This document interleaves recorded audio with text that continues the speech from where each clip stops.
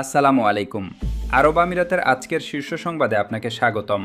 মধ্যপ্রাচ্যের আঞ্চলিক পরিস্থিতির উন্নতির সাথে সাথে আরব আমিরাতের আকাশপথের বিধিনিষেধগুলো শিথিল হতে শুরু করেছে এবং বিমান চলাচল স্বাভাবিক হচ্ছে। এর ফলে দুবাই ও আবুধাবি আন্তর্জাতিক বিমানবন্দরে দীর্ঘ প্রতীক্ষিত ট্রানজিট এবং বিশেষ ফ্লাইট কার্যক্রম পুরোদমে শুরু হয়েছে। সৌদি আরবের জাতীয় বিমান সংস্থা সাউদিয়া আজ থেকে দুবাই ও আবুধাবিতে তাদের নিয়মিত বাণিজ্যিক ফ্লাইট পুনরায় চালুর ঘোষণা দিয়েছে।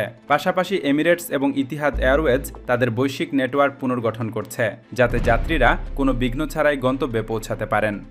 বিমানবন্দর কর্তৃপক্ষ যাত্রীদের অনুরোধ জানিয়েছে যেন তারা ঘর থেকে বের হওয়ার আগে সংশ্লিষ্ট এয়ারলাইন্সের অ্যাপ বা ওয়েবসাইটের মাধ্যমে ফ্লাইটের বর্তমান স্ট্যাটাস নিশ্চিত করে নেন। এই নিষেধাজ্ঞা শিথিল হওয়ার ফলে মধ্যপ্রাচ্যের অন্যতম প্রধান এই ট্রানজিট হাবটি আবারও তার চিরচেনা রূপে ফিরতে শুরু করেছে, যা পর্যটন ও ব্যবসায়িক খাতে ইতিবাচক প্রভাব ফেলবে বলে আশা করা হচ্ছে। এদিকে বাংলাদেশ সহ 17টি দেশে আবারও ফ্লাইট চালু করেছে সংযুক্ত আরব আমিরাত ভিত্তিক বিমান সংস্থা এয়ার অ্যারাবিয়া। শনিবার ইউএই থেকে পুনরায় আন্তর্জাতিক ফ্লাইট কার্যক্রম সীমিত পরিসরে চালু করেছে বিমান সংস্থাটি। এয়ার অ্যারাবিয়া জানিয়েছে, নিয়ন্ত্রক সংস্থার অনুমোদন সাপেক্ষে শারজাহা, আবুধাবি এবং রাস আল খাইমা থেকে বাংলাদেশ সহ 17টি দেশের মোট 49টি আন্তর্জাতিক গন্তব্যে ফ্লাইট পরিচালিত হবে। যাত্রীদের বিষয়ে সংস্থাটি জানিয়েছে, পূর্বে যাদের ফ্লাইট বাতিল হয়েছে তারা পুনরায় বুকিং করতে পারবেন, তবে কেবল তারাই এই সুবিধা পাবেন যারা আগে তারিখ পরিবর্তন বা অর্থ ফেরতের সুবিধা গ্রহণ করেননি।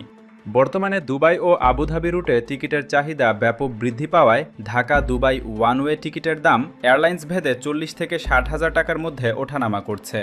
ছুটির সিজন এবং আন্তর্জাতিক ইভেন্টের কারণে বর্তমানে দুবাই থেকে ঢাকা বা চট্টগ্রাম রুটে টিকিটের চাহিদা অনেক বেশি। রিটার্ন টিকিটের ক্ষেত্রে এটি 70,000 থেকে 1 লাখ টাকার উপরে যেতে পারে।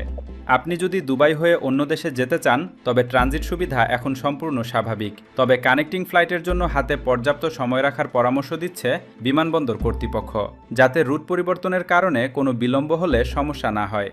এছাড়া আঞ্চলিক উত্তেজনার প্রভাবে ইরান বা লেবাননগামী কিছু ফ্লাইটের রুট এখনও সতর্কতামূলকভাবে পরিবর্তন করা হচ্ছে। ট্রানজিট যাত্রীদের সুবিধার্থে বিমানবন্দরগুলোতে বিশেষ সহায়তা ডেস্ক চালু করা হয়েছে এবং দীর্ঘ লেওভারের ক্ষেত্রে যাত্রীদের বিশেষ যত্ন নেওয়া হচ্ছে।